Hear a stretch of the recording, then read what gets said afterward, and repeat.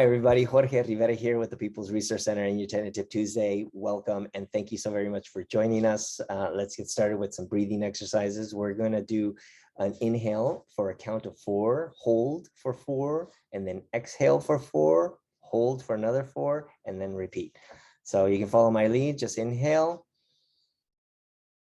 hold for 4, out, hold, in, hold, out,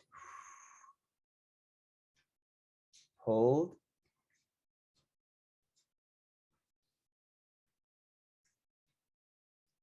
and then you can repeat that for as long as you need, as long as you want, whatever feels good. If holding for 4 is too much, you can do a count of 3, whatever is comfortable for you. And again, here at the People's Resource Center, we really focus in on wellness and well-being. We want you to be at ease, not in dis-ease. And with all the work that we do, it can be very, very stressful. And that can really weigh on your body and in your nervous system. So we want to make sure that you are caring for yourself while you're dealing with some of the stuff of being a tenant. And so we're here to support you in that, as well as in caring for yourself.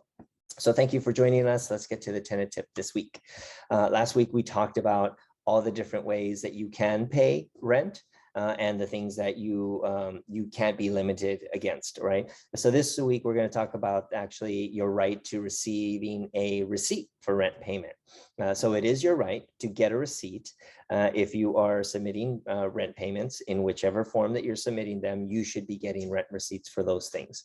Now, if you're paying by cash, which we highly advise against, you should still be getting a rent receipt, and you can make it an exchange. Say, hey, I'll give you my cash if you give me a rent receipt right there on the spot.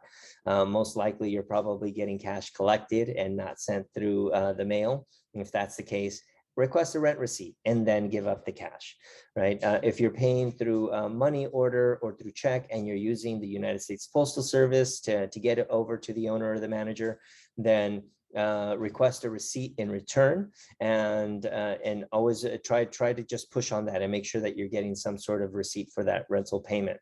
And if you're paying online and you're using these tech tools to pay online, whether on your computer or on your phone, then hopefully you're getting like an email receipt for the payment that you remitted. And if you're not getting an email receipt, then take a screenshot of your computer, take a screenshot of your phone showing that you submitted the rent receipt. And if you get some sort of message like, thank you for my payment, then take a screenshot of that, so that for whatever reason they don't receive it, and you can show like, hey, look, I sent it in, I don't know what's going on.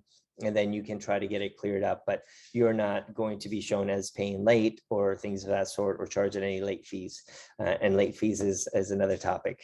But again, just make sure that you're getting some sort of receipt for the payment that you're remitting. And if for whatever reason you're not getting any receipts and you're not having trouble trying to collect those receipts, then what we suggest is send a letter saying to the owner or the manager, say, hey, I submitted my rent payment for this amount. If you have a check number or a money order number, you can put the money order number in there, on which day and when you sent it in. And then that way you have some sort of paper trail that you're communicating that you sent in the rent payment.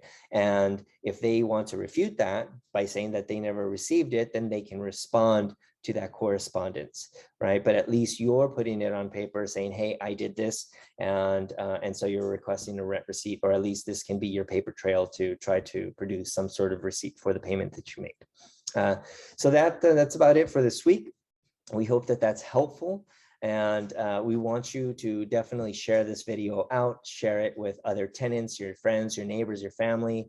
Let's get tenants informed and educated on what their rights are so that they can better advocate for themselves, because we are better together and we are stronger together. And with that, let's just take another count of 4 breath in.